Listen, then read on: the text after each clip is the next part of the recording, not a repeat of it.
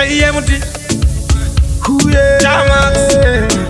Last in number Neki boy Shemanda Kushona mkufarisa samare Taisa para msenyare Parare kunokuda kwa mtale Chazo tisiwa zvenyu kare kare Tanakati ya no misa G-boys Pamango mangambo mira kumbo ita noise Tisu tino gona tisu tino chinja voice Tichitendere tango masema dice Tanakati ya no misa G-boys Pamango mangambo mira kumbo ita noise Tisu tino gona tisu tino chinja voice Tichitendere tango masema dice Mukuru hatangike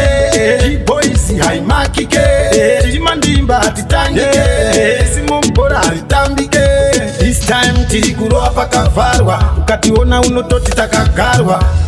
Dokwa tinorudunurwa Azvinei kuti takakura tichishorwa Tanakati ya no misa G-boys Pamango mangambo mira kumbo ita noise Tisu tino gona tisu tino chinja voice Tichitendere tango masema dice Tanakati ya no misa G-boys Pamango mangambo mira kumbo ita noise Tisu tino gona tisu tino chinja voice Tichitendere tango masema dice Unyangwe muri 10 amuve matigona Toimba nechirungu pamwe nechishona Tinorira kwese kunyangwe nekuchoma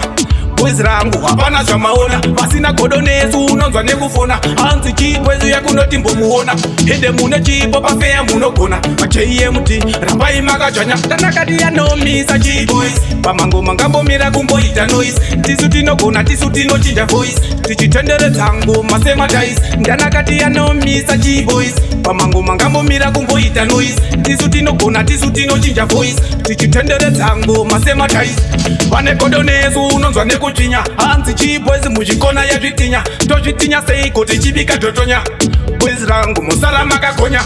kuzvona muri kufarisa samare taizi mangwana musenyare parare kunokuda kwamutare chazotiziva zvenyu kare kare tanakati yanomisa G-boys pamango mangambomira kumboita noise tisu tinogona tisu tinochinja voice tichitendere dzango masema dice ndanakati yanomisa G-boys pamango mangambomira kumboita noise tisu tinogona tisu tinochinja voice tichitendere dzango masema dice mukuru hatangike